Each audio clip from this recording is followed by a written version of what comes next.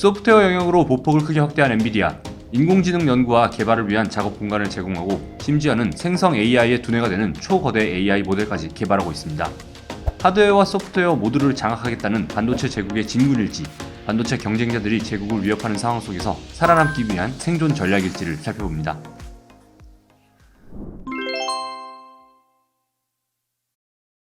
반도체 회사 엔비디아가 클라우드 서비스, 소프트웨어 회사로의 영역 확장을 알렸습니다.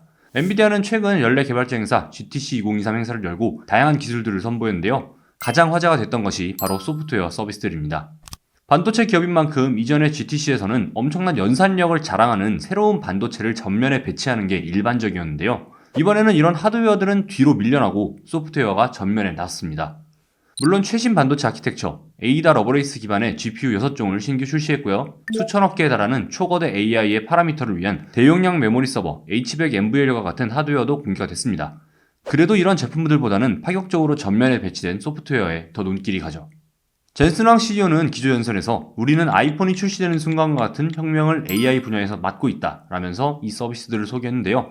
어떤 서비스인지, 이게 왜 나왔는지, 그리고 반도체 산업 전체로 봤을 때 어떤 의미가 있는지 살펴보겠습니다. 발표한 소프트웨어를 크게 둘로 나눠보면요. AI 연구용 슈퍼컴퓨팅 클라우드 서비스 엔비디아 DGX 클라우드와 엔비디아만의 초거대 AI 모델인 AI 파운데이션 모델 두 가지입니다. 먼저 엔비디아의 슈퍼컴퓨터 클라우드 서비스인 엔비디아 DGX 클라우드입니다. DGX에 대해 간단히 설명을 드리면 인공지능 연구 개발을 위해 만들어낸 엔비디아의 컴퓨팅 단위입니다. 하드웨어부터 소프트웨어까지, 다시 말해 연산용 반도체부터 그 위에서 작동하는 인공지능 모델까지 모두 제공하는 풀스택 솔루션입니다. 하드웨어 면에서 보자면 엔비디아가 자랑하는 인공지능 연산용 GPU 여러 장과 이를 제어하기 위한 CPU, 데이터 전송을 위한 NV링크와 같은 네트워크 기능을 하나로 합쳐둔 하드웨어 박스입니다. 인공지능 연구개발용 종합 선물 세트인 셈이죠. 2020년에 출시돼서 아직까지 대중적으로 쓰이는 DGX A100의 경우에 1초에 5,000조의 연산이 가능한데요. 이 어마어마한 연산 성능을 작업별로 나눠서 효율적으로 쓸 수 있는 멀티 인스턴스 GPU 기능까지 제공하면서 이 DGX 시리즈는 인공지능 연구의 하드웨어 표준이라고 할 정도로 인기를 끌고 있습니다. 마이크로소프트, 구글, 아마존을 비롯한 많은 빅테크들의 데이터 센터에 DGX가 자리 잡고 있죠. 그런데 아무리 성능이 좋다고 해도 DGX 한 대로 데이터 센터를 구축할 수는 없겠죠. 그래서 이 DGX를 여러 대 합쳐서 하나의 클러스터 형태로 구축한 제품 DGX 베이스팟과 DGX 슈퍼팟이 있습니다. 베이스팟은 DGX를 4대부터 최대 19대까지 결합할 수 있는 하드웨어 클러스터입니다. 그 이상, 그러니까 20대부터 140대까지는 DGX 슈퍼팟이라고 합니다. 복잡해 보이지만 DGX 박스를 몇 대 쌓아 올리냐에 따라서 이름이 달라지는 것입니다. 이렇게 쌓아 올려서 서버를 구성하는 것이죠. 그럼 엔비디아는 이 어마어마한 성능의 DGX를 어떻게 클라우드로 제공한다는 것일까요?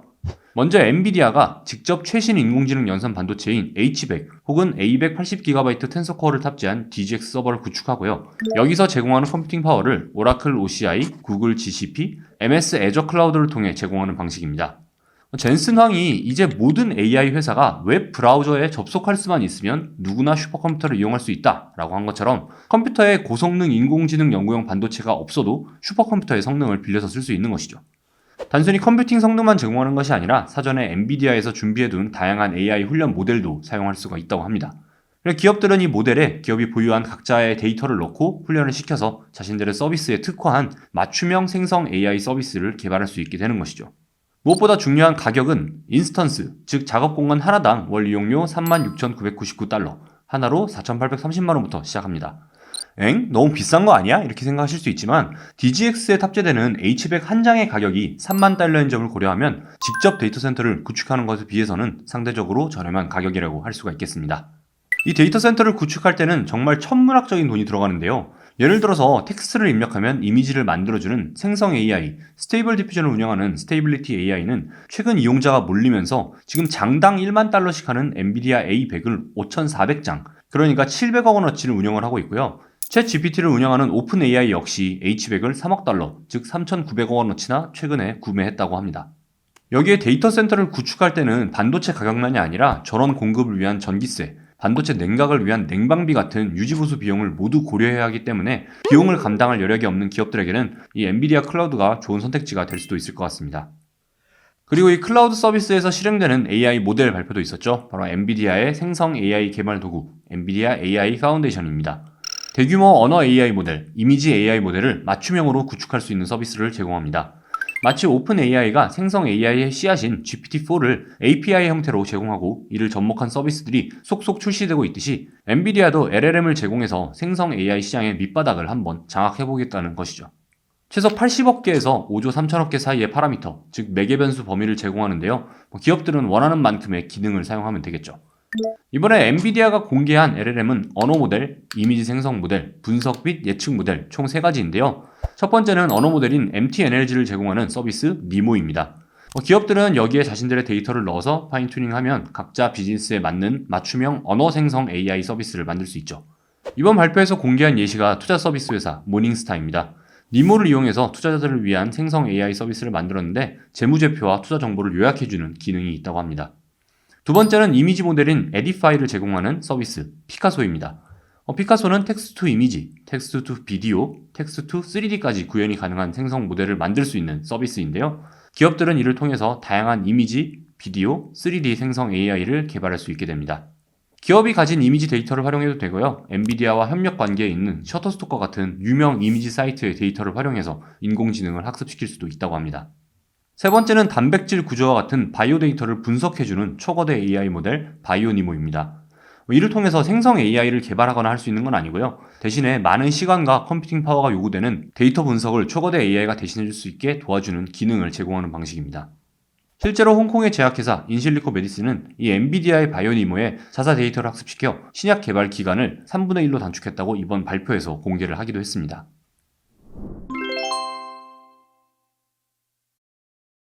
이번 발표에서 눈에 띄는 또 다른 부분은 엔비디아와 소프트웨어 기업들의 협력입니다. 지금까지 엔비디아는 협력을 해도 메르세데스 벤츠와 같은 하드웨어 회사와 주로 협력을 해왔는데요. 대부분 칩을 공급하거나 소프트웨어 능력이 아주 없는 경우에는 소프트웨어 개발을 같이 하는 그런 형태였죠. 하지만 이번에는 이런 클라우드 서비스와 초거대 AI 모델을 바탕으로 소프트웨어와 소프트웨어의 결합 사례를 대거내놨습니다. 대표적인 것이 어도비와의 협력입니다.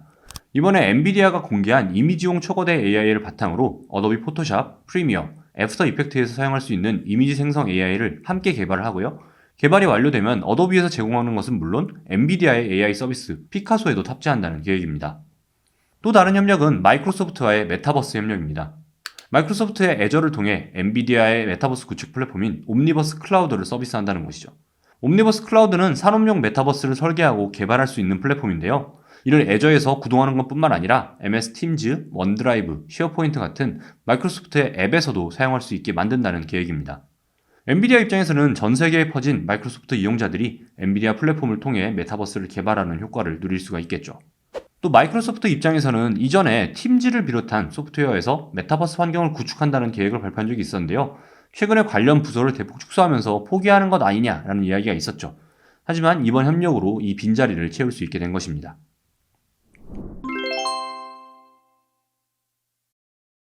그럼 엔비디아는 왜 서버를 만들어서 클라우드 서비스를 제공하고 그 위에서 작동하는 초거대 AI 모델 서비스까지 하고 나선 것일까요?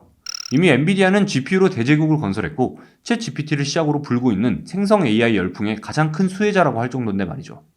가만히 앉아만 있어도 반도체 수요는 늘어날 것이고요. 새 칩을 내놓으면서 제국을 강화할 수 있을 텐데 말이죠. 왜 굳이 성문을 열고 나와서 소프트웨어로 진격하는 것일까요? 먼저 엔비디아가 이번에 개화한 생성 AI 시장을 더 활성화하고 오래 지속되게 하기 위해서 이런 전략을 내놨다는 분석이 있습니다. 그러니까 생성 AI 시장을 붐업시키기 위해 상대적으로 낮은 가격에 서버를 제공하고 직접 뛰어들어서 초거대 AI까지 만들고 있다는 것이죠. 이유는 칩 가격 때문입니다. 생성 AI 서비스들이 속속 등장하면서 이전과 비교할 수 없을 만큼의 연산력이 요구가 되고 있습니다. 이전까지 인공지능은 훈련할 때 많은 연산력이 투자가 되고 실사용 단계인 추론에서는 상대적으로 낮은 컴퓨팅 파워로 이용할 수 있다는 것이 정설이었죠. 그 말이 틀린 것은 아닌데요. 하지만 실제 수요를 예측하지 못한 것이죠. 실제 생성 AI가 나오고부터는 그 수요가 상상 이상으로 폭발적으로 증가하면서 기존 컴퓨팅 역량을 아득히 뛰어넘어버린 것입니다. 훈련보다는 상대적으로 적은 연산력을 쓰지만 이게 몰리다 보니까 도저히 기존의 서버로는 따라갈 수 없게 된 것이죠.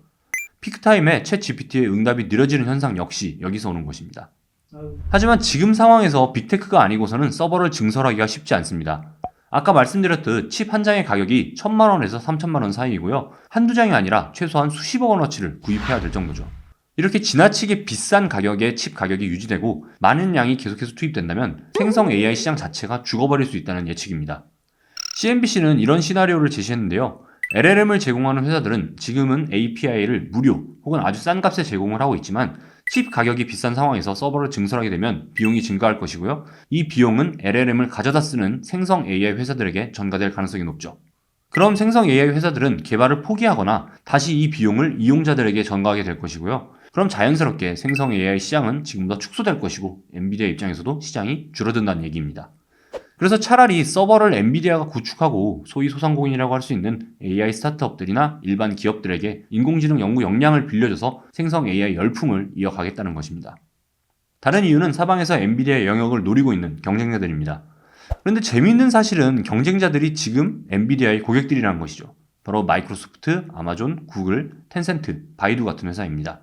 거대한 데이터 센터를 운영하는 회사들이기 때문에 지금은 엔비디아의 최우수 고객이긴 한데요. 이들 모두 자체 데이터 센터 반도체를 개발하고 있습니다. 아마존과 구글은 이미 각각 3세대, 4세대 자체 반도체를 개발해서 점진적으로 대체를 하고 있고요. 마이크로소프트도 2022년에 자체 반도체 개발 소식을 전하면서 관련 인력을 대거 채용하기도 했습니다. 빅테크 입장에서도 높은 비용을 감당하기 어려우니 이를 자체 칩으로 대체하겠다는 계획입니다. 이제 시간 문제인 것이죠. 여기에 전 세계 곳곳에서 인공지능 전용 반도체를 개발 중인 스타트업들도 엔비디아에겐 위협이 됩니다. 미국의 삼바노와 세라브레스, 영국의 그래프코어, 한국의 리벨리온과 퓨리오사, 사피온과 같은 회사들이 모두 AI 반도체를 개발하면서 제국의 틈새를 파고들고 있죠. 테크 기업들 입장에서는 값비싼 엔비디아 칩보다 상대적으로 저렴하면서도 좋은 성능을 내고 있는 이런 회사의 반도체가 꽤 좋은 선택지가 될 수도 있고요. 물론 데이터 센터 칩을 대체하는 것이 우리가 개인 컴퓨터에 CPU, GPU를 갈아 끼우듯 한 번에 진행되는 일은 아니라서 판이 한 번에 휙 하고 뒤집힐 것은 아니지만 엔비디아의 칩이 대체되는 일은 어쩌면 느리지만 확실한 미래라는 것이죠. 이런 상황에서 최근 엔비디아는 데이터 센터 반도체 회사로 변신한 상태여서 이런 미래에 확실히 대비를 할 필요가 있습니다. 실제로 2016년에는 7%, 2020년에는 27%에 불과했던 데이터 센터 매출은 이제 엔비디아 매출의 절반 이상을 차지하고 있습니다. 2023년 2월 23일에 발표한 지난해 4분기 매출 60억 5천만 달러 가운데 데이터 센터 매출이 36억 2천만 달러로 절반을 뛰어넘었죠. 그래서 정리를 해보면요. 엔비디아의 소프트웨어 진격은 반도체 제국인 엔비디아가 급격히 확장하는 생성 AI 시장까지 접수해보려는 욕심이라고 볼 수도 있지만 또 다른 한편으로는 생성 AI로 인해서 엔비디아 반도체 제국에 균열이 가기 시작했고 새로운 먹거리, 새로운 터전을 찾아서 이동하는 엑소더스의 가장 첫 단계일 수도 있다는 것이죠. 물론 지켜봐야 할 문제지만 엔비디아의 역량을 바탕으로 더 다양한 소프트웨어들을 내놓으면서 인공지능 소프트웨어 회사로 변신하게 될 수도 있을 것 같습니다. 그래서 지금까지는 반도체를 활용해서 인공지능을 지원 사격하는 회사였다면 이제 직접 플레이어로 뛰어든 만큼 더 적극적으로 다양한 인공지능 소프트웨어들을 내놓을 것 같은데요. 앞으로 그 행보를 잘 지켜봐야 할 것 같습니다. 오늘 준비한 이야기는 여기까지고요. 오늘도 재밌게 보셨다면 구독과 좋아요 부탁드립니다. 감사합니다. 인공지능 시대, 데이터 시대라고 하지만 반도체가 없으면 불가능합니다. 그 어떤 첨단 기술도 이를 뒷받침할 컴퓨팅 파워가 제공되지 않으면 작동하지 않고 이 컴퓨팅 파워를 제공하는 것이 바로 반도체이죠. 특히 이런 반도체를 설계하는 것뿐만 아니라 생산하는 것 역시 매우 중요해지고 있는데요. 오늘은 반도체 생산 산업인 파운드리 산업에 대해서 정리해보겠습니다. 안녕하세요, 이재원 기자입니다. 저희 티타임즈에서 2023년이 파운드리 업계, 쉽게 말해 반도체 생산 대행 업계의 분기점이 될 것이라고 설명드린 적이 있습니다. 3나노미터 공정의 양산이 본격화하는 2023년이 파운드리 전쟁에 있어서 매우 중요하다 이런 이유였는데요. 그럼 2023년 파운드리 경쟁은 어떻게 흘러가고 있을까요? 실제로 삼성전자와 TSMC는 2020년 말을 기점으로 3나노미터 양산을 앞다퉈 발표하면서 경쟁을 이어가고 있는데요. 이 과정에서 판도가 바뀐 부분도 있고요. 또 눈에 띄는 새로운 플레이어가 등장한 만큼 이를 포함해서 이 전쟁의 지도를 다시 한번 그려보려고 합니다. 우선 전황을 한번 봐야겠죠.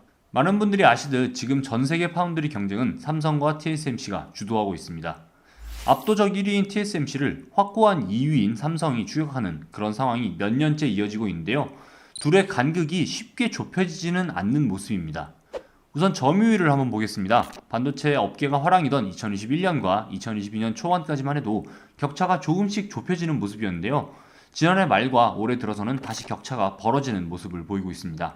이유는 크게 두 가지로 정리할 수 있을 것 같은데요. 하나는 머니게임, 다른 하나는 반도체 수요의 감소입니다. 먼저 머니게임은 말 그대로 계속해서 벌어지는 두 회사의 투자금 차이입니다. 삼성이 파운드리 1위를 목표로 대폭 투자를 늘렸지만 그래도 파운드리 하나에 올인하고 있는 TSMC를 쫓아가기는 어렵고요. 이 격차가 그대로 점유율 격차로 이어진다는 얘기죠. 구체적으로 한번 보겠습니다. 2022년을 기점으로 TSMC는 하나로 45조 원을, 삼성은 반도체 분야에 54조 원을 투자했다고 합니다. 삼성이 돈을 더 쓴 것 같지만 착시가 있죠. 삼성은 메모리를 비롯한 반도체 전반을 하고 있으니 54조 원 중에 파운드리에 투자한 금액은 15조 원입니다. TSMC의 3분의 1인 것이죠. 3배의 투자 격차가 3배 이상의 점유율 격차로 나타나는 상황입니다. 이 격차는 현재 양산에 들어간 기술 중에서 최신 공정인 5나노미터 공정에 꼭 필요하다는 EUV 장비의 격차로도 나타납니다. 이재용 회장이 거의 매년 EUV를 전 세계에서 독점 생산하는 ASML의 본사가 있는 네덜란드를 찾았지만 실제로 장비를 원하는 만큼 확보하는 데에는 어려움을 겪고 있습니다. 실제로 2021년을 기준으로 ASML은 총 48대 EUV를 출하했는데 TSMC가 22대, 삼성전자가 15대를 가져간 것으로 알려져 있습니다. 그나마 지난해에는 총 51대의 출하량 중에 삼성이 22대, TSMC가 18대를 가져가면서 조금 더 확보한 상황입니다. 하지만 여전히 총 보유 대수는 TSMC가 100여 대, 삼성은 50여 대로 차이가 있죠. 삼성의 점유율이 밀리는 또 다른 이유, 반도체 수요 감소입니다. 최근 들어 PC나 스마트폰을 비롯한 엣지 디바이스의 수요가 감소하면서 자연스럽게 반도체 생산에 대한 수요도 줄어들었습니다. 반도체 수요가 많을 때에는 물량을 맞추기 위해 TSMC와 삼성에 나눠서 발주하던 고객사들이 생산량을 줄이면서는 TSMC 한 곳에 주문을 집중하면서 그나마 줄어들었던 격차가 다시 벌어졌다는 분석입니다. 대표적인 고객들이 퀄컴과 엔비디아이죠. 이건 삼성 입장에서는 좀 아쉽긴 하지만요. 삼성전자에 비해서 다양한 포트폴리오를 가지고 있고 기존 고객과의 관계가 많은 TSMC가 갖는 장점 때문이라고 할 수 있습니다. 물론 삼성 역시 마냥 손을 놓고 있는 것은 아닙니다. 다시 늘어날 수요에 대비해서 선제적으로 공장을 짓고 안정적인 생산 능력을 확보하는 쉘퍼스트 전략을 전개하고 있습니다. 특히 2027년까지는 최첨단 생산 기술, 보통 업계 표현으로는 선단 공정 능력을 3배 이상 확대해 팹리스 기업들을 고객으로 유치하겠다는 것이죠. 이번에 다시 파운드리 산업을 정리하면서 추가해야 할 새로운 플레이어도 하나가 등장했습니다. 바로 인텔입니다. 하지만 지금은 인텔을 글로벌 파운드리 시장 점유율 그래프에서는 찾아볼 수가 없습니다. 그럼에도 왜 우리가 인텔을 새로운 플레이어로 눈여겨봐야 할까요? 바로 어마어마한 투자가 집행된 인텔 파운드리 서비스가 준비 중이고요. 또 TSMC와 삼성을 제외하고 5나노미터 이하의 공정이 가능한 회사가 인텔뿐이기 때문입니다. 그래서 인텔이 이 파운드리 경쟁에 본격적으로 뛰어들게 되면 경쟁의 판도가 또다시 바뀔 수 있다는 이야기가 나오는 것이죠. 인텔은 2021년 초 당시 새로 취임한 CEO 팻 겔싱어가 인텔의 혁신안인 IDM 2.0을 내놓으면서 IFS, 즉 인텔 파운드리 서비스를 내세웠습니다. 설계부터 생산까지 다 하는 종합 반도체 기업인 인텔이 가진 생산 역량을 이용해 파운드리 사업에 뛰어들겠다는 계획이었죠. 그 후 인텔은 2년 동안 무섭다는 생각이 들 정도로 투자를 퍼붓고 있습니다. 계획 발표 직후 200억 달러를 들여서 애리조나주에 팹 2개를 건설하기 시작했고요. 오하이오주에는 대규모 반도체 도시를 건설하기 시작했습니다. 1000억 달러를 퍼부어서 6개 이상의 공장을 건설하는데요. 모두 초미세 공정이 적용된 반도체 시티를 구축한다는 계획이죠. 동시에 이스라엘과 독일을 비롯한 국가에도 추가로 팹을 건설하고 있습니다. 압도적인 자금력을 바탕으로 무슨 시뮬레이션 게임을 하듯이 공장을 지어가고 있는 것이죠. 인텔의 이 신규 팹들은 빠르면 2024년, 늦어도 2025년부터 가동이 될 전망이고요. 즉시 4나노, 3나노 수준의 첨단 공정이 적용될 것이라고 합니다. 또 인텔은 EUV 장비 확보 경쟁에도 적극 뛰어들었는데요. 올해 초 인텔은 2025년에 적용할 최신 공정을 위해서 ASML의 차세대 EUV 장비인 하이-NA EUV 도입 계약을 체결했다고 발표했습니다. 이는 TSMC나 삼성도 확보하지 못했던 장비였던 만큼 시장을 놀라게 했죠. 그만큼 인텔은 빠르고 과감하게 파운드리에 투자를 집중하고 있는 중입니다. 또 2022년 2월에는 세계 8위 수준의 파운드리, 타워 세미컨덕터까지 인수했습니다. 이미 퀄컴, 아마존을 비롯한 빅플레이어들이 인텔 파운드리 서비스의 고객이 됐고요. 100여 곳이 넘는 기업과 계약을 논의 중이라는 보도도 있습니다. 그래서 인텔의 팹이 완성되고 파운드리 서비스가 본격화하는 순간 TSMC와 삼성전자를 맹추격하는 것을 넘어서 판을 흔들 수 있다는 것입니다. 인텔이 두 회사와 함께 파운드리 산업의 주요 플레이어가 된다는 것이 이해가 되죠. 최근에 파운드리 산업에서 주목해야 할 또 다른 점은 파운드리 회사와 여기에 생산을 의뢰하는 팹리스 기업들의 역학관계 또는 권력관계의 변화입니다. 몇 년 전부터 파운드리가 슈퍼 의리다 이런 이야기는 많이 있었잖아요. 파운드리의 생산을 맡기는 팹리스 회사가 구조적으로는 갑이지만 파운드리의 물량이 밀려들고 최신 공정을 사용할 수 있는 회사가 한정적이다 보니 파운드리에 잘 보여야 하는 상황이 돼서 의린 파운드리가 오히려 슈퍼 의리 됐다, 이런 이야기였죠. 하지만 공정이 미세화하면서 반도체가 더 정교해지면서 파운드리와 팹리스의 관계가 이제는 갑과 을, 생산자와 고객, 이런 관계가 아니라 파트너 관계로 바뀌어가고 있습니다. 파운드리가 특정 팹리스 회사의 제품을 위해서 공정 기술을 개발하고요. 반대로 팹리스는 파운드리의 공정에 맞춰서 칩을 설계하는 선순환 구조가 이루어지는 것이죠. 서로의 기술을 연동해가면서 기술 수준을 높여가는 일이 벌어지고 있습니다. 전혀 상관없는, 심지어는 완전히 대립하고 있는 기업들이 손을 잡기도 합니다. 최근에 있었던 대표적인 빅딜이 인텔 파운드리 서비스와 암의 연합입니다. 인텔과 암은 지금 기준으로는 상상도 어려운 최첨단 공정인 1.8나노미터 공정을 통해 모바일용 시스템 온칩 개발을 시작으로 자동차, 사물인터넷, 우주항공 분야 반도체까지 다양한 반도체 개발 협업에 나선다는 구상입니다. 이게 정말 말도 안 되는 조합인 게요. 사실 인텔과 암은 대척점에 있는 기업이라고 할 수가 있죠. 인텔의 X86 기술은 PC 반도체의 기반 기술이고 암의 기술은 스마트폰과 같은 소형 디바이스용 저전력 고성능 반도체의 기반 기술이니까요. 서로가 서로의 시장을 빼앗기 위해 거의 양립하고 있는 그런 두 회사인데 암이 파운드리 파트너로 인텔을 선택한 것이죠. 한국으로 치면 삼성전자와 LG전자가 공동으로 청소기를 개발하고 생산하는 그런 상황인 셈입니다. 아무튼 이처럼 파운드리 시장의 연합전선은 상상하지도 못한 분야에서 일들이 펼쳐지고 있습니다. 그런데 이렇게 보면 삼성에는 참 불리한 상황만 있는 것 같죠. 파운드리만 온전히 집중할 수 없는 삼성전자의 상황에서 인텔이 어마어마한 투자를 앞세워서 추격을 준비하고 있고요. 또 파트너십을 통한 기술 개발도 다른 회사에 비해서는 어려운 편입니다. 하지만 선단 공정에서 삼성이 승기를 잡는다면 꽤 괜찮은 상황이 될 수도 있습니다. 어차피 점유율로는 TSMC를 이기기는 어렵지만 부가가치가 높은 선단 공정에서는 삼성 역시 경쟁력이 있죠. 실제로 웨이퍼 한 장당 7나노 공정은 평균 가격이 1만 달러 수준이라면 3나노 공정에서는 2만 달러로 2배가량 단가가 올라간다고 합니다. 그만큼 부가가치가 높다는 얘기죠.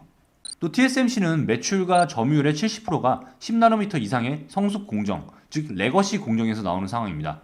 하지만 삼성 파운드리는 이 레거시 공정 점유율만 따지고 보면 세계 2위권도 아닌 4위권입니다.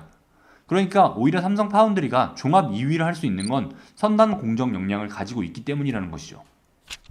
다른 말로 표현한다면 10나노미터 이하의 선단 공정에서 지금 현재 TSMC를 대체할 수 있는 유일한 선택지가 삼성이라는 말이 됩니다. 특히 대만과 중국 사이의 갈등과 같은 지정학적 리스크를 고려한다면 삼성에게도 기회가 올 수 있는 것이죠. 그 열쇠가 되는 기술이 바로 최근에 도입된 게이트 올어라운드, 즉 GAA 기술입니다. 이 GAA에 대해서 알기 위해서는 잠시 반도체의 구조, 특히 반도체에 촘촘하게 탑재되는 트랜지스터의 구조에 대해 알아야 하는데요. 트랜지스터는 반도체에서 스위치와 같은 역할을 담당합니다. 보시는 것처럼 게이트, 채널, 소스, 드레인으로 구성이 되어 있는데요. 게이트에 일정 이상의 전압을 걸어주면 게이트 아래에 채널이 생성이 되고 그 채널을 통해 소스에서 드레인으로 전자가 흐르면서 트랜지스터가 작동을 하게 됩니다. 여기서 중요한 것은 전류의 흐름을 조절하는 문 역할을 하는 게이트인데요. 게이트의 폭을 줄일수록 전자의 이동량이 많아져서 회로의 동력 속도가 더욱 빨라집니다. 그리고 이 게이트의 폭을 줄이는 것이 반도체 공정에서 말하는 미세화이고요. 기존에는 지금처럼 평평한 형태의 게이트로 이루어진 구조가 대부분이었습니다. 이 상태로 게이트 폭을 줄이다 보니까 누설 전류가 커지는 부작용이 생겼죠. 그래서 게이트를 마치 상어의 지느러미, 즉 핀 형태로 위로 솟게 만든 것이 핀펫입니다. 윗면, 앞면, 뒷면 등 총 3개의 면을 게이트로 쓰는 3차원 방식이죠. 14나노 수준부터 핀펫 기술이 도입되면서 5나노 단계까지 반도체 미세화가 크게 진전이 됐습니다. 하지만 3나노미터 공정에 도달하면서 이 핀펫 기술도 한계가 온 것이죠. 모스펫과 마찬가지로 누설 전류 문제가 생기게 됩니다. 이때 개발된 것이 바로 GAA입니다. 채널의 앞, 뒤, 위, 아랫면까지 모두 놓치지 않고 감싸주는 구조로 누설 전류 문제를 해결합니다. 덕분에 GAA 기술을 활용하면 핀펫 구조의 트랜지스터보다 저전력, 고성능 반도체를 만들 수 있게 되는 것이죠. 그리고 삼성이 업계 최초로 1세대 GAA 기술을 도입해 3나노미터 공정에 진입한 것입니다. 신기술을 가장 먼저 도입한 셈이죠. 삼성보다 조금 늦게 3나노 양산에 들어간 TSMC는 기존에 활용하던 핀펫을 개선해 3나노 공정에 들어갔습니다. 검증된 기술을 이용한 안정 전략이라고 할 수도 있지만 다른 한편으로는 GAA 기술을 삼성이 선두적으로 도입해 기술 성숙도를 높일 수 있는 기회라고도 볼 수 있을 것 같습니다. 또 어떻게 보면 이는 삼성의 베팅이라고도 할 수 있는데요. 이 베팅의 결과는 2025년에 판가름이 날 것 같습니다. 왜냐하면 삼성과 TSMC 모두 지금보다 더 발전된 2나노 공정의 도입 시기를 2025년으로 잡고 있고요. 여기서는 TSMC 역시 GAA 기술을 활용할 예정이기 때문이죠. 그래서 이 시기가 되면 오히려 선제적으로 GAA를 도입한 삼성이 더 성숙한 기술을 가지고 2나노 공정에 진입할 수도 있는 가능성이 생기는 것입니다. 인텔 역시 눈여겨봐야 합니다. 인텔도 2024년 혹은 2025년에 2나노 수준의 20옹스트롬 공정에 리본펫이라는 GAA 기술을 도입할 예정이기 때문입니다. 결국 2025년 새 회사의 GAA 기술 전쟁이 예고되어 있는 셈이죠. 여기서 승기를 잡는 기업이 아까 말씀드린 대로 첨단 공정의 수요를 상당 부분 흡수하게 될 것이고요. 점유율과 무관하게 부가가치가 높은 분야를 싹쓸이하면서 많은 매출을 올릴 수 있게 되는 것이죠. 오늘은 반도체 기술의 핵심 산업으로 떠오른 파운드리 산업에 대해서 다시 한번 정리를 해봤는데요. 외형적으로는 여전히 TSMC가 1위, 삼성이 2위로 크게 변화한 것이 없지만 물밑에서는 기업 간의 합종 연행이 이어지고 새로운 플레이어인 인텔이 출격을 준비하는 등 많은 변화가 있다는 것을 알 수가 있습니다. 또 여기에 3나노미터 이하의 선단 공정을 위해 업계 선두 기업들이 어떤 식으로 또 어떤 기술을 도입하는지도 살펴볼 수 있었는데요. 특히 삼성의 배팅이 2년 뒤에 어떤 결과로 돌아올지 눈여겨보면 좋을 것 같습니다. 또 배팅의 결과에 따라 삼성이 목표한 대로 TSMC의 점유율을 상당 부분 따라잡을 수 있을지 아니면 인텔의 목표대로 인텔이 삼성을 제치고 2위로 뛰어오를지가 결정이 되겠죠. 네, 오늘 준비한 이야기는 여기까지고요. 오늘도 재밌게 보셨다면 구독과 좋아요 부탁드립니다. 감사합니다.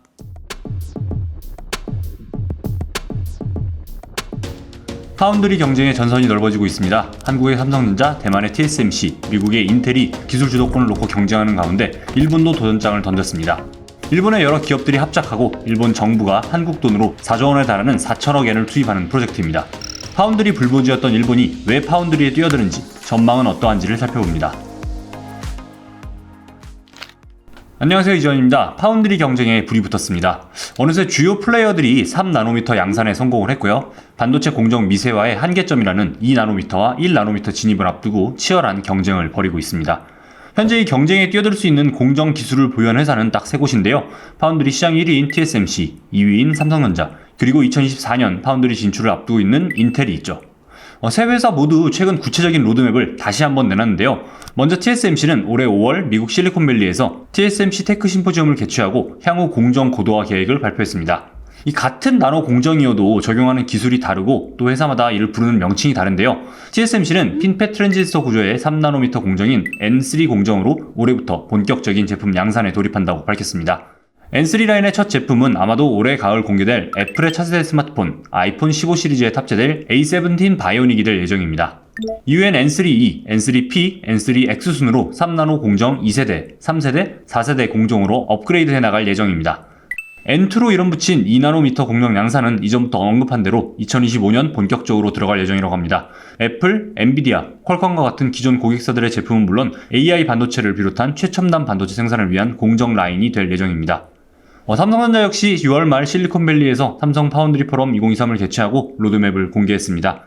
2023년 GAA 트랜지스터 구조의 3나노미터 공정인 SF3 라인 가동으로 본격적인 양산에 돌입할 예정이고요. 대표적인 제품으로는 구글의 스마트폰 픽셀 시리즈에 탑재되는 구글의 모바일 프로세서 텐서 칩이 예정돼 있습니다. 삼성 역시 이번 포럼에서 2025년 2나노미터 공정 돌입을 예고했는데요. 우선은 모바일용 2나노 공정으로 시작을 해서 2026년 고성능 컴퓨팅용 칩을 2027년 차량용 칩 양산에 들어갈 예정이라고 합니다. 2나노미터 이하, 그러니까 1나노미터 수준의 공정에 대해서는 구체적으로 밝힌 것은 없는데요. 이전에 한 차례 2027년 1.4나노미터 진입을 얘기한 적이 있지만 이번 발표에서는 2027년 2나노미터 차량용 칩 양산 예정인 것으로 보아서 시기가 조금은 뒤로 밀리지 않을까 합니다. TSMC와 삼성전자가 각축전을 벌이고 있는 링에 오를 채비를 하는 또 다른 반도체 공룡, 인텔의 계획도 이미 공개가 된 상태이죠. 인텔은 2021년 파운드리 사업 재건을 발표했고 2022년 공개한 로드맵에서 2024년 상반기 인텔 20옹스트롬, 하반기 인텔 18옹스트롬 공정 돌입을 예고했습니다. 옹스트롬은 0.1나노미터의 단위이니 사실상 2024년 상반기에 2나노미터, 하반기에 1.8나노미터 공정 도입을 선언한 셈입니다. 이를 위한 팹, 즉 생산 설비를 이제 막 짓고 있는 상황이라 삼성과 TSMC가 벌이는 3나노미터 공정 대결에서 인텔은 빠진 상태입니다. 대신에 두 회사가 계획하고 있는 2나노미터 돌입 시기인 2025년보다 반박자 빠르게 2나노미터에 도전한다는 얘기죠. 실제로 인텔이 암과 협업해 1.8나노미터 반도체 개발에 착수했다는 소식도 있는 만큼 기대해볼 만한 것 같습니다. 이렇게 빅3가 경쟁하고 있는 초미세 공정 싸움에 말 그대로 갑자기 뛰어든 또 다른 회사가 있습니다. 바로 일본의 신생 파운드리 기업 라피더스입니다. 아마 최근에 반도체에 관심을 가지신 분들이라면 좀 갸우뚱하실 수 있는 이름입니다. 또 반도체 산업에 관심을 가지고 계시던 분들도 처음 들어보실 가능성이 꽤 있는데요. 왜냐하면 일본의 반도체 산업이 예전 같지 않기 때문이죠. 그리고 그럴 것이 일본은 1988년 반도체 세계시장 점유율 50%를 넘길 정도의 반도체 제국이었는데요. 지금은 점유율이 5%를 오가는 상황입니다. 그래서 시스템 반도체, 메모리 반도체 설계는 물론 파운드리 산업에 대해서도 논의할 때 늘 미국, 대만, 한국 위주로 이야기가 전개됐고요. 자연스럽게 일본은 거론되지 않았죠. 그런데 갑자기 이 라피더스는 어디서 등장한 것일까요? 라피더스의 시작부터 한번 보겠습니다. 라피더스는 2022년 8월 10일 설립된 신생 파운드리 업체입니다. 수천억, 많게는 수조 원의 투자가 오가는 반도체 산업에서 신생 업체가 무슨 경쟁력이 있나 이런 생각이 드실 텐데요. 라피더스는 그냥 스타트업이 아닙니다. 토요타, 소니, 소프트뱅크, 미쓰비시 은행을 비롯한 일본의 주요 대기업 8개 회사가 공동으로 출자해 차세대 반도체 개발과 생산을 위해 설립한 회사입니다. 이 기업들이 향후 10년간 총 5조엔, 그러니까 한국 돈으로 약 45조 원의 자금을 투입할 예정이라고 합니다. 여기에 일본 정부도 설립 당시에 700억 엔의 지원금을 보탰고요. 3,300엔을 추가로 지원할 예정입니다. 그야말로 온 일본이 힘을 모아 세운 기업인 셈이죠. 초대 회장은 히가시 데스로 전 도쿄 일렉트론 회장이고요. 초대 사장으로는 코이케 아스요시 전 웨스턴 디지털 일본 법인 사장이 임명됐습니다. 도쿄 일렉트론은 세계 4위권의 반도체 장비 기업이고 웨스턴 디지털은 메모리 반도체 전문 기업이니 둘 다 반도체 분야에서 잔뼈가 굵은 이들을 선임한 것이죠. 그럼 이 라피더스의 목표는 무엇일까요? 아스요시 사장의 인터뷰를 살펴보면 라피더스는 2025년 2나노미터 반도체 시험 생산, 2027년 양산을 목표로 하고 있습니다. 2025년에 2나노미터 양산에 돌입한다는 삼성과 TSMC, 인텔에 비해서는 조금 늦긴 하지만 그래도 전 세계에서 손이 꼽히는 회사들만 가진 기술을 보유하겠다는 야망을 드러내는 것이죠. 이를 통해 일본 기업들을 위한 자율주행 반도체, 최첨단 이미지 센서를 비롯한 다양한 시스템 반도체를 생산하겠다는 목표입니다. 이미 라피더스는 이런 계획을 위해 2023년 2월부터 홋카이도 치토세 지역에 공장을 건설하고 있다고 합니다. 이른바 일본판 TSMC를 위해 민관 합작으로 달려나가고 있는 것이죠. 그래서 만약 라피더스가 계획대로 양산에 성공한다면 글로벌 파운드리 시장 초미세 공정 경쟁은 이렇게 4강으로 정리가 되겠죠. 그런데 아무리 온 나라가 나선다고 한들 이게 쉽게 될까 하는 의문이 들죠. 온갖 첨단 장비를 다 끌어오고 반도체 설계 선두를 달리는 회사들과 파트너를 맺고 기술을 개발 중인 TSMC나 삼성도 쉽게 아직 도달하지 못한 영역이 2나노미터 양산인데 말이죠. 게다가 일본 파운드리 수준은 라피더스 스스로 인정할 정도로 수준이 낮은 상태입니다. 외신에 따르면 거의 40나노 수준에 머물러 있는 상태라고 하죠. 히가시 데스로 회장 역시 한 인터뷰에서 지금 일본의 기술은 삼성과 TSMC에 20년 정도 뒤처졌다고 평가를 했습니다. 그러니까 20년의 격차를 5년 만에 따라잡겠다는 것입니다. 얼핏 듣기에도 거의 불가능해 보이는데요. 하지만 라피더스가 자신하고 있는 부분이 있는 만큼 이를 한번 짚어보겠습니다.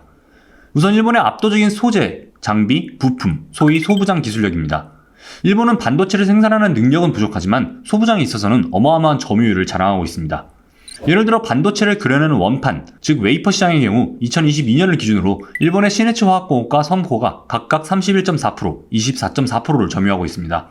둘을 합치면 전 세계 웨이퍼의 55.8%를 일본이 공급하고 있는 셈이죠. 또 빛을 통해 웨이퍼의 회로를 그려내는 공정의 필수 소재인 감광핵 시장 역시 일본이 94%를 차지하고 있습니다. 이외에도 반도체 공정에는 수많은 소재와 장비가 필요한데요. 많은 부분을 일본의 기업들이 과점하고 있는 상태이죠. 이런 점에서 일본은 파운드리 사업을 하기에는 오히려 최적화한 환경이라고 할 수 있습니다. 특히 라피더스가 국가 주도로 설립된 것을 고려하면 공정 기술만 확보하면 나머지 소재, 장비, 부품에 있어서는 국가 단위에서 거의 완벽한 수직 계열화가 가능하기 때문입니다. 그래서 라피더스가 2나노미터라는 목표를 세울 수 있는 것이기도 하고요. 또 라피더스와 기술 협업을 하는 글로벌 기업들도 살펴봐야 합니다. 대표적인 회사가 미국의 IBM과 벨기에의 반도체 연구회사 아이맥입니다. IBM은 최근 라피더스와 2나노 반도체 공동 연구에 돌입을 했고요. 라피더스 엔지니어들이 기술 이전을 위해 IBM에서 교육을 받고 있다고 합니다. 근데 언제적 IBM이야? 이거 컴퓨터 회사 아니야? 이렇게 생각하시는 분들도 있을 것 같은데요. 사실 IBM은 2021년에 전 세계에서 가장 먼저 2나노미터 반도체를 개발한 회사입니다. 그만큼 막강한 기술력을 가진 회사가 라피더스를 돕고 있는 셈이죠. 아이맥 역시 생소하신 분들이 많을 텐데요. 이곳은 세계 최대의 반도체 연구소입니다. 5나노미터 이하의 초미세 공정에 꼭 필요한 ASML의 EUV 장비가 전 세계에서 가장 먼저 설치된 곳 역시 이곳이고요.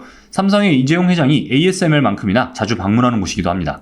그만큼 초미세, 최첨단 반도체 공정에 있어 핵심 기술력을 보유한 기관이라고 할 수 있는데요.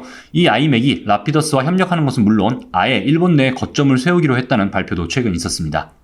그래서 라피더스는 IBM과 아이맥에서 기술을 전수받고 자국의 소부장 생태계를 활용하면 충분히 2027년까지 2나노미터에 돌입해 지금의 파운드리 3관과 승부를 벌일 수 있다고 주장하는 것이죠. 그럼 왜 글로벌 기업들과 기관들이 일본의 파운드리 진출을 적극 지원하고 나서는 것일까요?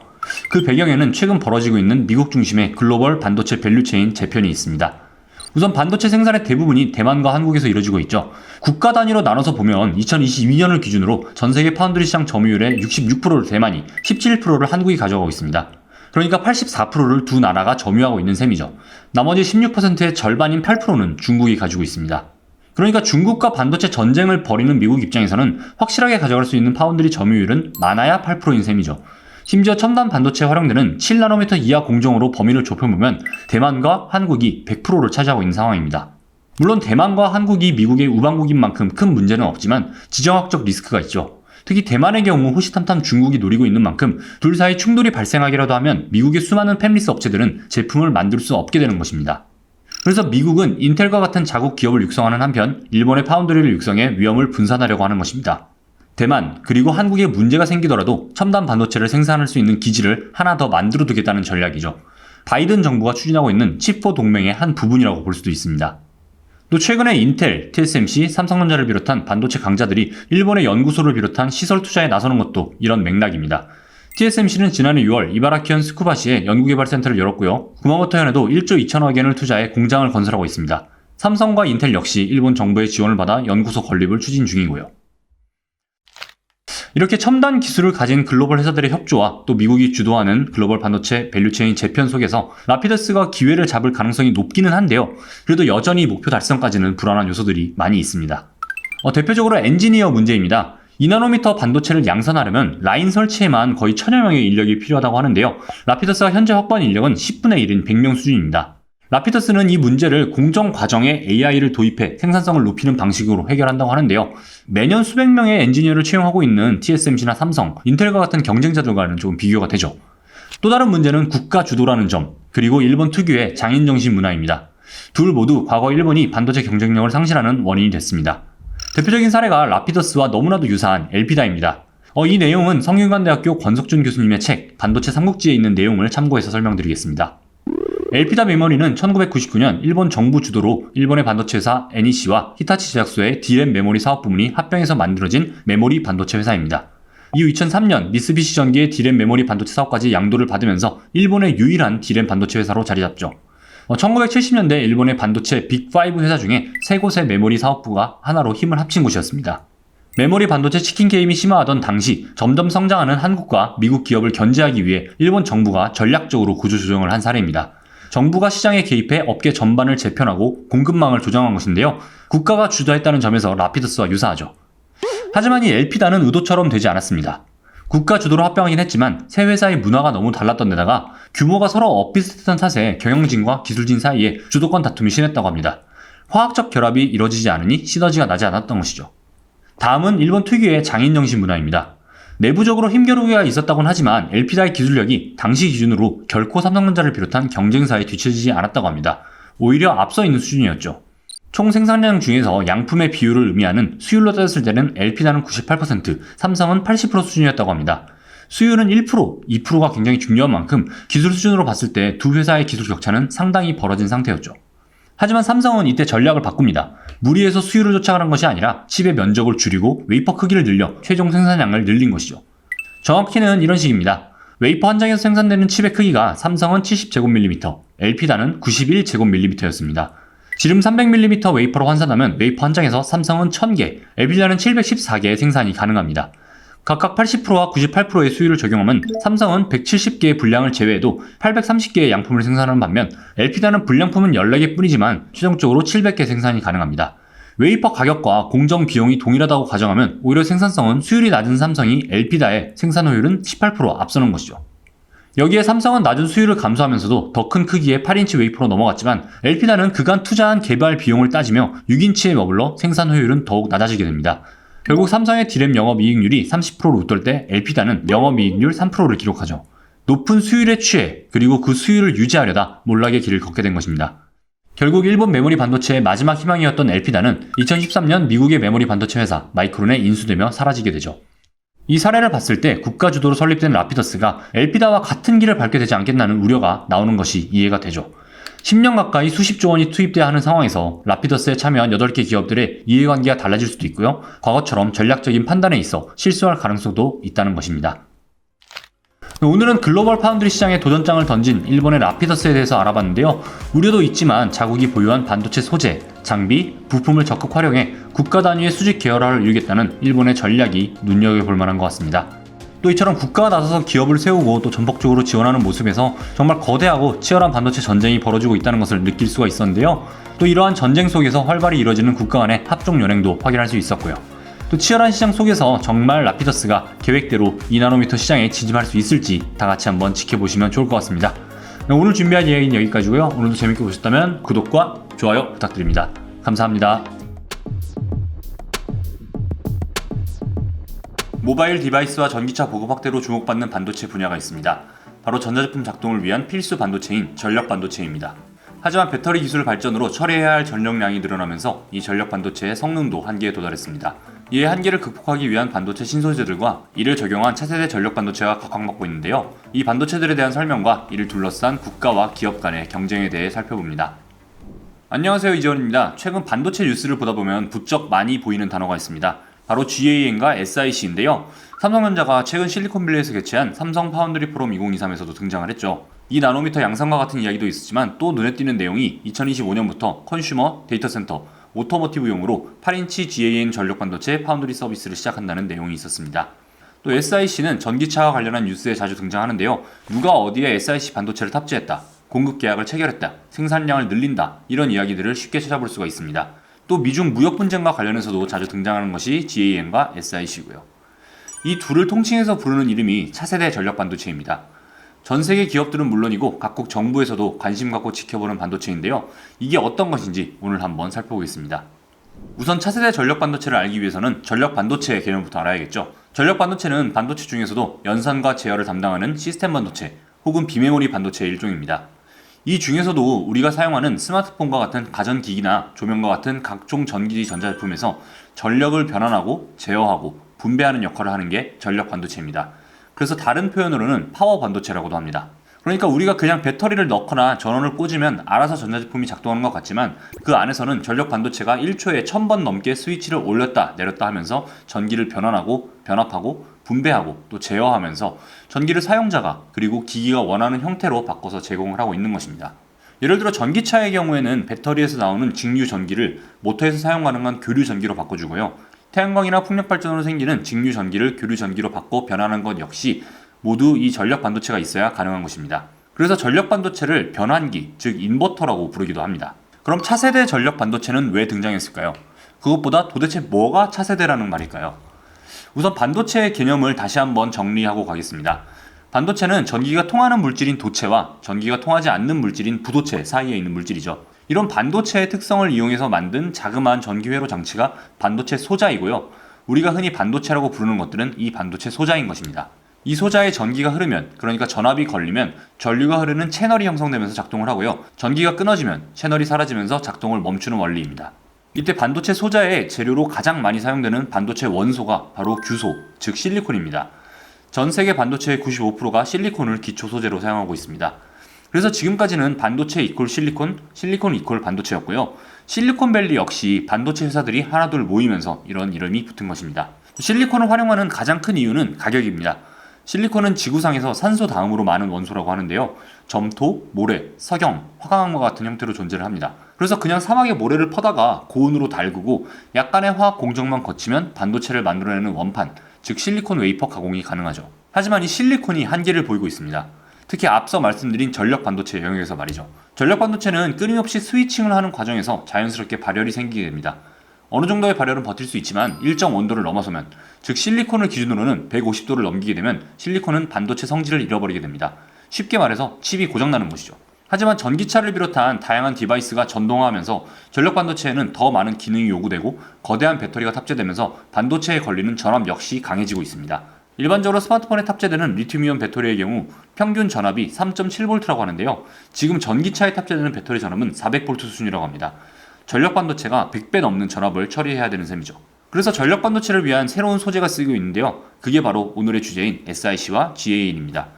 SiC는 기존 반도체 소재인 실리콘에 탄소를 결합한 화합물이고요. GaN은 갈륨과 질소를 합친 화합물입니다. 그래서 SiC는 탄화규소 혹은 실리콘 카바이드, GaN은 질화갈륨 혹은 갈륨 나이트라이드라고 부르기도 합니다. 당연히 실리콘 카바이드와 갈륨 나이트라이드 둘 다 실리콘과 마찬가지로 전압이 걸릴 때만 전기를 흘려보내는 반도체의 특성을 갖습니다. 하지만 더 가혹한 환경에서도 견딜 수 있는 물질들이죠. 반도체의 성질을 유지할 수 있는 최대 전압을 뜻하는 절연 파괴 전기가 실리콘에 비해 10배 이상 높고요. 열 전도도 역시 실리콘에 비해 2배 이상이기 때문에 냉각이 용이하다고 합니다. 최대 동작 온도 역시 실리콘이 150도인데 비해 탄화규소는 400도, 질화갈륨은 800도로 더 오래 버틸 수 있다고 하고요. 이런 소재를 이용해 칩을 만들어내면 당연히 더 다양한 환경에서 활용할 수가 있죠. 즉 점차 높아지는 고효율, 고출력 수요에 대응할 수 있게 되는 것입니다. 아까 말씀드린 대로 지금은 전기차 배터리가 400V 수준에서 작동을 하고 있지만 2025년쯤 되면 800V 수준의 고전압을, 풍력 터빈, 태양광 발전기 등은 그 이상의 고전압을 요구할 전망이라고 합니다. 그래서 아직 실리콘에 비해서 두세 배 비싼 소재이지만 점차 이들에 대한 관심이 높아지고 있는 것입니다. 하지만 같은 차세대 반도체, 차세대 소재라고 해서 실리콘 카바이드와 갈륨 나이트라이드가 완전히 같지는 않습니다. 둘의 성질이 다른 만큼 각각의 용처가 다른데요. 간단히 말하면 실리콘 카바이드는 전기차와 신재생 에너지 시장의 강점을, 갈륨 나이트라이드는 전자제품 충전 장비와 데이터 센서 시장의 강점을 갖고 있습니다. 이를 자세히 살펴보겠습니다. 먼저 실리콘 카바이드를 보겠습니다. 실리콘 카바이드는 규소, 즉 실리콘과 탄소를 1대1로 결합한 화합물인데요. 다이아몬드 다음으로 단단한 물질이고 다이아몬드처럼 투명한 재질이라고 합니다. 이 실리콘 카바이드 반도체는 높은 전압을 견딜 수 있기 때문에 주로 전기차나 풍력발전, 태양력 발전 같은 신재생 에너지 시장에서 많이 쓰입니다. 특히 이를 지금의 실리콘 웨이퍼와 같은 두께로 광화하면 약 10배에 달하는 전압을 견딜 수 있는 반도체를 만들 수 있다고 하는데요. 반대로 말하면 같은 전압이라면 10분의 1 정도로 얇게 만들 수 있다는 얘기죠. 그래서 실리콘 카바이드로 전기차 인버터를 만들면 인버터 자체의 부피와 크기를 줄일 수 있습니다. 실리콘으로 제작한 반도체를 탑재했을 때 필요한 냉각장치 용량을 줄이거나 아예 없앨 수 있기 때문이죠. 덕분에 실리콘 카바이드 전력 반도체를 이용하면 전기차 무게를 가볍게 하면서 반도체 하나만으로도 전기차 에너지 효율을 최대 10%가량 높일 수 있다고 합니다. 전력 손실도 줄이고 자체 중량도 줄이니 이중으로 에너지 효율을 높일 수 있는 것이죠. 실제로 실리콘 카바이드 전력 반도체는 전기차 중에서는 2018년 테슬라 모델 3에 최초로 채택이 됐는데요. 당시 테슬라의 인버터는 4.8kg, 비슷한 시기에 닛산에서 나온 전기차 니프 2세대에 실리콘 전력 반도체를 사용한 인버터 무게는 11kg에 달했다고 합니다. 이후 전력 효율을 높일 수 있다는 것이 확인이 되자 다른 완성차 업체들도 앞다퉈서 실리콘 카바이드 전력 반도체를 채택했습니다. 2020년에는 도요타가 미라이에 탑재를 했고요. 현대차 역시 아이오닉 5에 독일 반도체 회사 인피니온의 실리콘 카바이드 모듈을 장착했습니다. 이외에도 BMW, GM을 비롯한 다양한 전기차에 탑재가 되고 있죠. 또 실리콘 카바이드 반도체는 기존 실리콘 소재 반도체 생산 공정에 조금만 추가로 설비를 갖춰도 생산이 가능하다고 하는데요. 그만큼 용처는 더욱 확대될 전망입니다. 물론 계속해서 전기차의 비중이 늘어나면서 전기차 탑재에도 늘어날 것이고요. 또 다른 차세대 소재, 갈륨 나이트라이드는 갈륨과 질소를 합친 화학물입니다.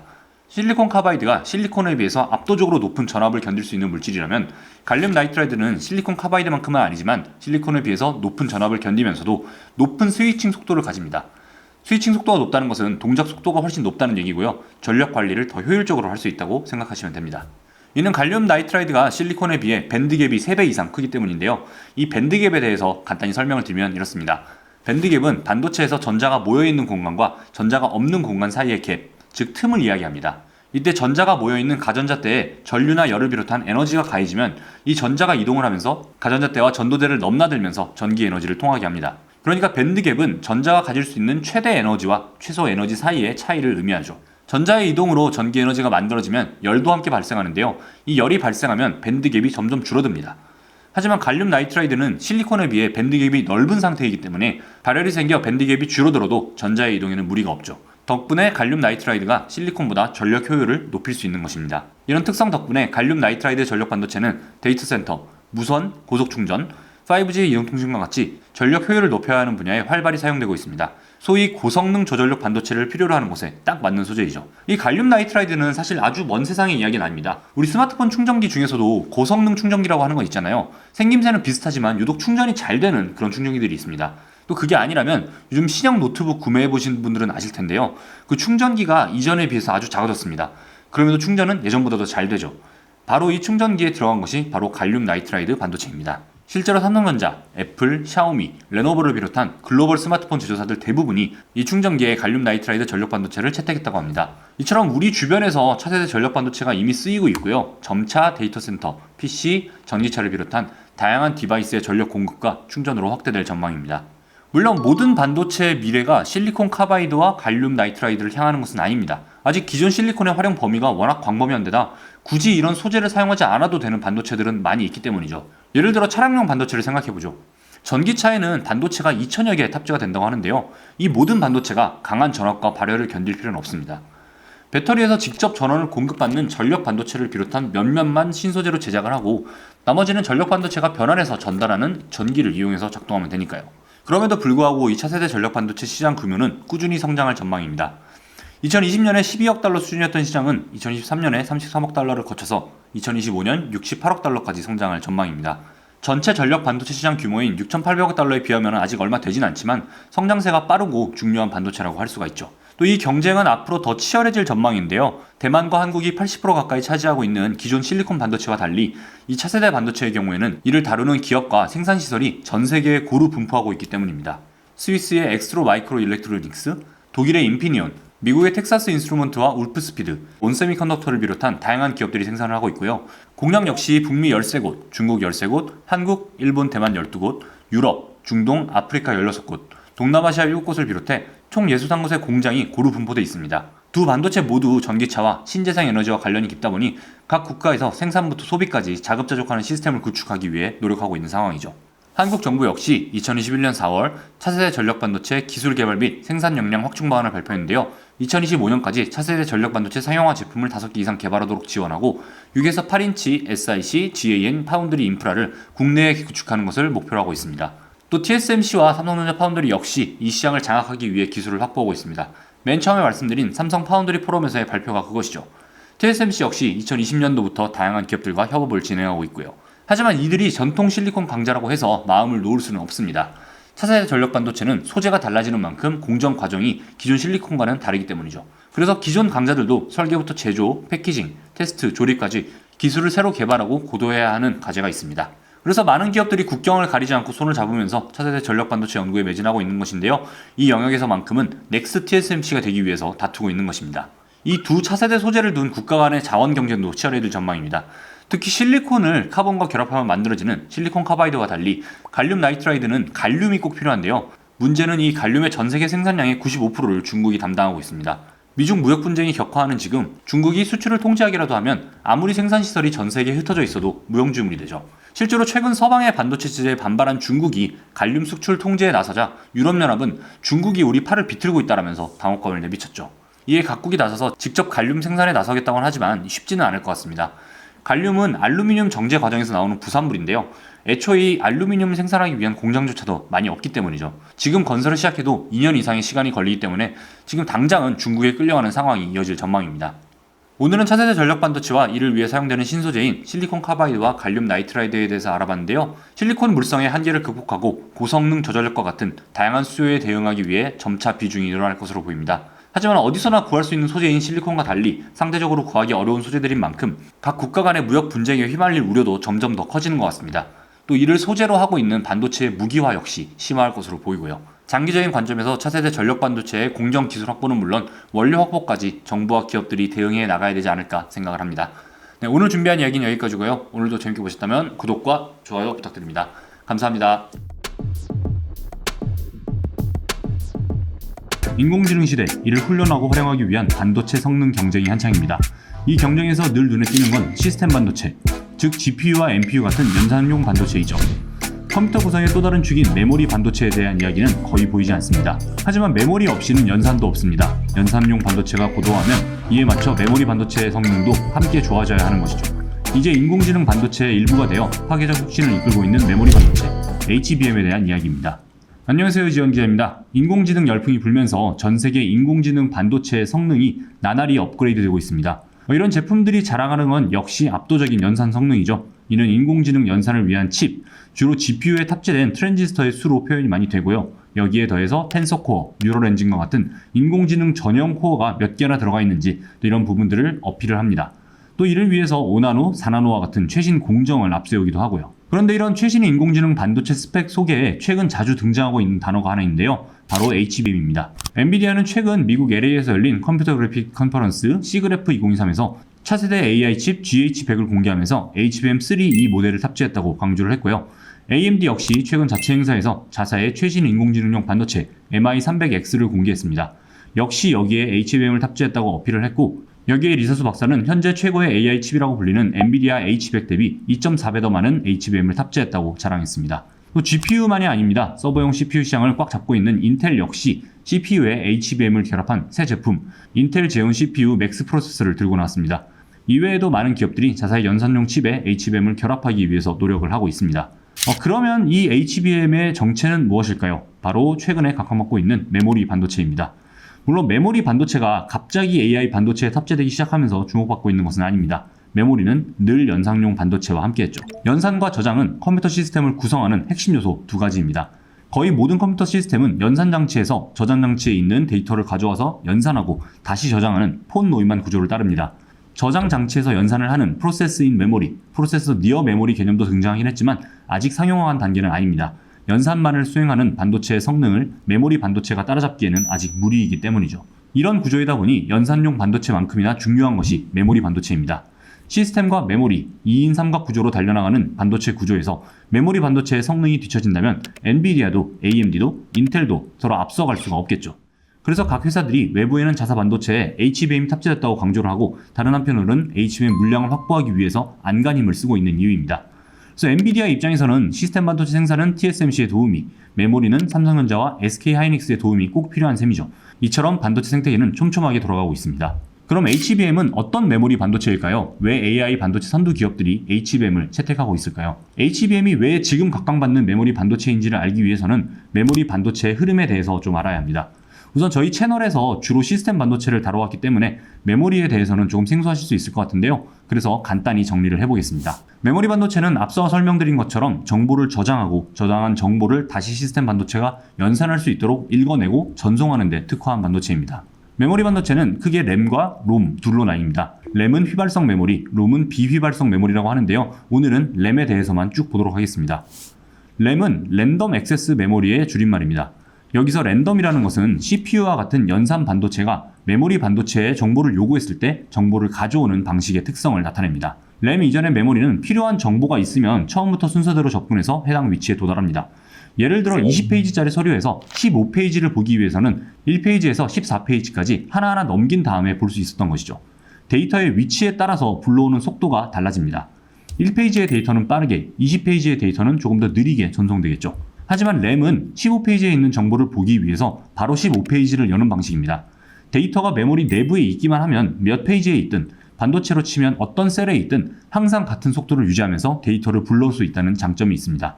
그래서 순차적으로 접근하지 않고 아무렇게나 접근한다는 의미에서 랜덤이 앞에 붙은 것입니다. 이 램도 정보를 저장하는 방식에 따라 SRAM과 DRAM으로 다시 나뉩니다. SRAM은 스태틱 램, DRAM은 다이나믹 램입니다. 둘의 설계 방식이나 전기적 특성 차이 때문인데요. 이 부분은 나중에 기회가 될 때 다시 한번 설명을 드리도록 하겠습니다. 이 둘을 비교하면 D램은 훨씬 가성비가 좋습니다. 회로 구성이 간단해서 SRAM 대비 더 큰 용량을 더 저렴하게 만들 수 있다고 합니다. 이에 비해서 SRAM은 제조 비용은 비싸지만 동작 속도가 D램 대비 100배 이상 빨라서 꼭 필요한 것에서만 탑재가 된다고 하네요. 예를 들어 CPU에 탑재해 연산을 할 때 정말 꼭 필요한 간단한 정보만 기록하는 캐시 메모리와 같은 분야에 활용이 됩니다. 그래서 우리가 주로 메모리 반도체라고 이야기하는 반도체가 D램이고요. 실제로 메모리 시장에서 가장 큰 규모를 차지하는 반도체가 D램입니다. 그런데 이 D램의 역사는 꽤 긴 편입니다. 1966년에 IBM에서 처음 개발을 했고요. 이후 오랜 시간 성능을 업그레이드하면서 활용이 됐습니다. 지금은 컴퓨터를 구입할 때 몇 기가 램을 구입하냐 이런 얘기를 많이 하잖아요. 처음에는 킬로바이트 단위였다가 메가바이트를 거쳐서 기가바이트까지 발전을 했습니다. 이처럼 메모리는 컴퓨터 성능을 결정하는 중요한 요소로 자리를 잡았고요. 하지만 많은 반도체가 그렇지만 어느 순간 기술적 한계에 부딪히는데요. 이때 등장한 것이 이제 DDR-램, 즉 듀얼 데이트 레이트 램입니다. DDR-램 역시 최근에는 많이 들어보셨을 거라고 생각하는데요. 최신 노트북에 많이 탑재가 되고 있죠. 그럼 이 DDR은 무엇일까요? 뭐가 듀얼이라는 말일까요? 이는 시스템 반도체와 메모리 반도체가 데이터를 주고받는 순간을 봐야 합니다. 두 반도체는 끊임없이 데이터를 교환하면서 컴퓨터를 작동을 하는데요. 데이터를 아무 때나 주고받으면 조금 비효율적이겠죠. 그래서 둘은 연산 반도체 회로에 가해지는 전기적 진동, 즉 클럭에 맞춰 데이터를 주고받기로 약속을 합니다. 그런데 이 클럭은 상승과 하강을 한 사이클로 반복하면서 이어지는 특징이 있는데요. 이때 보통의 D램은 상승기에만 데이터를 전송을 했죠. 하지만 DDR은 상승기와 하강기 모두의 데이터를 전송합니다. 그러니까 한 클럭에 데이터를 2번 전송하는 셈입니다. 데이터 전송 속도가 2배로 빨라지는 것이죠. 이런 방식의 DDR-램은 1998년에 개발이 됐고요. 2000년에 상용화를 한 뒤 메모리 반도체의 대세가 됐습니다. 매 3에서 4년마다 업그레이드 버전이 등장하면서 현재는 DDR6램까지 개발된 상태입니다. 이 DDR-램은 각종 연산 반도체에 함께 탑재되며 최선단에서 인공지능 연구를 비롯한 컴퓨팅 파워를 제공하는 데 일조했습니다. 기존의 D램과 연산용 반도체의 거리가 떨어져 있었다면 정보 송수신 속도를 높이기 위해 DDR-램은 점차 CPU나 GPU의 근처에 배치되기 시작합니다. 또 GPU가 인공지능 연구의 대세가 되면서는 CPU와 짝을 이루던 DDR-램과 달리 GPU와 짝을 이루는 그래픽용 DDR-램, 즉 GDDR-램이 등장하기도 합니다. 그래픽 연산을 돕는 데 특화한 메모리 반도체라고 보시면 되는데요. 엔비디아의 GPU를 비롯한 각종 칩에 함께 탑재되어 역할을 수행했습니다. 실제로 엔비디아가 2011년에 출시한 볼타 아키텍처 기반의 연산용 반도체 V100의 구조를 보면요. GPU 코어를 가운데 두고 GDDR-램 12개가 이를 둘러싸고 있는 모습을 확인할 수가 있습니다. 이 DDR-램과 GDDR-램이 혁신인 것은 맞지만 그래도 인공지능 시대가 본격화하면서 저장하고 전송해야 할 데이터 양이 늘어나면서 업계에서는 더 많은 요구사항이 생깁니다. 크게 세 가지 부분인데요. 대역폭, 반응 속도, 그리고 용량입니다. 대역폭은 메모리에서 한 번에 빼낼 수 있는 데이터의 양을 의미하고요. 반응 속도는 GPU나 CPU에서 요청이 왔을 때 얼마나 빠르게 반응할 수 있는지를 의미하죠. 또 용량은 메모리 안에 얼마만큼의 데이터를 담을 수 있는지를 말합니다. 그러니까 시장은 데이터를 많이 저장하면서도 필요에 따라 신속하게 정보를 전송할 수 있는 메모리 반도체를 요구한 것입니다. 이때 등장한 것이 바로 HBM입니다. 오늘의 주인공인 HBM은 하이 밴드위드 메모리의 줄임말입니다. 말 그대로 고대역폭 메모리이죠. 앞서 말씀드린 대로 메모리에서 한 번에 많은 양의 데이터를 빼내는 대역폭이 높은 메모리를 필요로 하는 시장 수요에 맞춰 개발된 제품입니다. 이 대역폭에 대해서 조금 더 쉽게 설명을 하면요. 메모리를 일종의 데이터 창고라고 한다면 대역폭은 창고로 오가는 도로인 셈입니다. 한 도로의 차선이 많을수록 한 번에 통행할 수 있는 자동차의 수가 늘어나죠. 그래서 대역폭이 높다는 얘기는 차선이 더 많다는 이야기고요. 기존의 D램이 1차선 도로라고 한다면 HBM은 12차선 도로인 셈입니다. 당연히 전송 속도와 양의 차이가 날 수밖에 없겠죠. 그럼 이 HBM이 얼마나 대단한 반도체인지 GDDR-램과 한번 비교를 해보겠습니다. 현재 상용화한 제품 중에 가장 성능이 뛰어난 GDDR6와 HBM3의 스펙을 놓고 비교를 해보면요. 우선 대역폭입니다. GDDR6의 대역폭은 한 개당 초당 64GB입니다. 이걸 최대 12개 정도 배치를 하니까 최대 대역폭은 초당 768GB가 되겠죠. 하지만 HBM은 칩 한 개당 초당 819.2GB의 대역폭을 갖습니다. 현재 HBM은 4개 정도를 배치하고 있으니까 대역폭은 초당 3276.8GB가 되죠. 참고로 3276.8GB라고 하면 풀 HD 영상 625편을 1초 만에 전송하는 속도라고 합니다. 얼핏 보기에도 어마어마한 차이죠. 제가 아까 대역폭은 일종의 차선이라고 말씀을 드렸으니까 GDDR은 768차선 도로, HBM은 3276차선 도로가 되는 셈입니다. 다음으로는 정보가 오가는 끝단, 즉 출입구가 되는 핀의 수를 한번 보겠습니다. GDDR6는 한 개 칩에 32개의 핀이 달렸습니다. 12개를 배치하면 384개이죠. 반면 HBM은 개당 1024개의 핀을 가집니다. 마찬가지로 4개를 장착하면 4096개의 핀이 배치되는 셈입니다. 고속도로 톨게이트라고 생각을 해본다면 톨게이트가 384개인 도로와 4096개인 도로의 차이인 셈입니다. 용량 역시 GDDR6는 개당 2GB, 12개를 배치한다고 해도 최대 누적 용량은 24GB입니다. 적은 용량은 아니지만 어마어마한 양의 데이터를 학습하고 생성하는 지금의 인공지능에게는 좀 아쉬운 크기이죠. 하지만 HBM은 한 개의 용량이 24GB입니다. 4개를 배치하면 96GB가 되고요. 순식간에 GDDR 대비 4배의 용량을 갖게 됩니다. 하지만 딱 하나 HBM이 GDDR 대비 밀리는 수치가 하나 있는데요. 바로 핀당 정보 운반 속도입니다. GDDR은 초당 16GB, HBM은 초당 6.4GB로 아직은 GDDR이 2배 이상의 속도를 가지죠. 이는 칩을 설계하는 과정에서 발열 문제가 생길 수 있어 HBM을 구성하는 개별 칩의 동작 속도를 의도적으로 낮춰둔 상태인데요. 하지만 워낙 대역폭이 크기 때문에 무리해서 속도를 높일 필요는 없다고 합니다. 오히려 전력 효율 면에서도 이게 더 좋다고 하고요. 물론 이 속도 역시도 점차 빨라지고 있는 추세이긴 합니다. 그럼 이 HBM은 어떻게 만들었길래 이렇게 성능을 낼 수 있을까요? 바로 D램을 적층, 즉 쌓아 올렸기 때문입니다. 이를 제조하는 회사마다 노하우는 조금 다르긴 하지만요. SK하이닉스의 HBM3를 기준으로 보면 D램 12장을 수직으로 쌓아 올린 형태입니다. 반도체 아파트를 지은 셈이죠. 그리고 쌓아 올린 칩들이 서로 원활하게 작동할 수 있도록 하는 특별한 기술이 바로 TSV 혹은 실리콘 관통 전극 기술입니다. D램을 쌓아 아파트를 지었으니 데이터가 오르내릴 수 있는 엘리베이터를 설치해야 하는데요. 바로 이 기술이 TSV입니다. 층층이 쌓인 D램에 수천 개의 미세 구멍을 뚫고요. 위아래를 수직으로 관통하는 전극으로 연결하는 패키징 기술입니다. 메모리 반도체든 연산 반도체든 한정된 공간에 트랜지스터를 많이 집어넣는 집적 기술이 중요한데요. 현실적으로 1, 2년 만에 칩의 밀도 자체를 시장이 요구하는 만큼 늘리기는 어렵습니다. 그래서 한계가 온 집적 기술을 이렇게 쌓아 올리는 아이디어와 새로운 패키징 기법으로 극복한 반도체가 HBM인 것입니다. 이를 통해 아까 본 것과 같은 이 어마어마한 대역폭을 구현하고요. 또 칩 한 개만으로도 기존 칩 12장에 달하는 용량을 확보할 수 있게 된 것이죠. 이런 HBM 시장이 아직 전체 D램 시장에서 차지하는 비중은 1.5% 수준으로 미미합니다. 2023년을 기준으로 20억 4,186만 달러 수준인 시장은 5년 뒤인 2028년 63억 2,150만 달러 시장으로 성장할 전망입니다. 그럼 이런 HBM 경쟁은 어떤 회사들이 이끌고 있을까요? 당연히 메모리 반도체 시장 1위, 2위를 차지하고 있는 삼성전자와 SK하이닉스입니다. 특히 HBM 시장에서는 SK하이닉스가 삼성을 제치고 지금 1위를 달리고 있죠. 시장조사회사 트렌드포스에 따르면 2022년을 기준으로 글로벌 HBM 시장에서 SK하이닉스가 50%, 삼성전자가 40%의 점유율을 기록했다고 합니다. 나머지 10%는 미국의 메모리 반도체 회사 마이크론이 가져왔고요. 사실상 SK와 삼성의 양강 구도인 셈이죠. HBM 수요가 늘어나고 경쟁이 본격화하는 올해는 각각 40% 후반대의 점유율을 가지고 가면서 전체 시장을 삼성과 SK가 양분하는 모양이 가속화할 것이라는 전망도 있습니다. SK가 삼성보다 앞서가는 이유는 사실 SK가 가장 먼저 HBM을 개발했기 때문입니다. 2013년에 AMD와 함께 D램을 4장 쌓아 올린 1세대 HBM을 개발했고요. 삼성이 2015년 2세대를 먼저 내놓는 사이 SK는 2019년 3세대를, 2022년 4세대이자 지금 상용화한 HBM3를 양산하는 데 성공했죠. 삼성 역시 올해 HBM3 양산에 성공을 했고요. 이 HBM3는 이미 여러 제품에 탑재가 된 상태입니다. SK의 HBM은 엔비디아의 H100 시리즈에 탑재가 됐고요. 인텔과 미국 아르곤 국립연구소가 구축한 슈퍼컴퓨터 오로라, 미국 로렌스 리버머 국립연구소의 슈퍼컴퓨터 엘캐피탄 등에는 삼성의 HBM이 탑재된 것으로 알려져 있습니다. 또 두 회사 모두 다음 세대 제품인 HBM3E 샘플을 엔비디아를 비롯한 협력사에 보내고 양산을 준비하는 등 경쟁에 박차를 가하고 있습니다.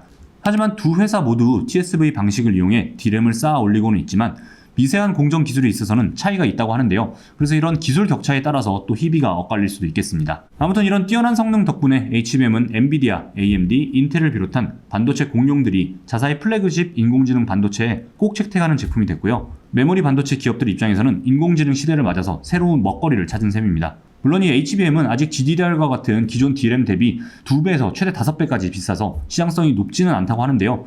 또 기술이 고도화하고 생산 비용이 낮아지면 더 많은 수익을 낼 수 있을 전망입니다. 그리고 최근에는 일부 노트북에도 이 HBM을 탑재하기도 하는데요. 이처럼 지금은 인공지능이나 슈퍼컴퓨팅에 한정된 용처가 확대되기 시작하면 시장을 더 키울 수도 있을 것 같습니다. 인공지능 열풍이 불면서 시스템 반도체 기업들이 많이 주목을 받고 메모리 반도체 회사는 상대적으로 주목을 덜 받은 경향이 있는데요. 사실은 이런 식으로 메모리 반도체 회사들도 AI 시대를 풀어나가고 있었던 것입니다. 네, 오늘 준비한 이야기는 여기까지고요. 오늘도 재밌게 보셨다면 구독과 좋아요 부탁드립니다. 감사합니다.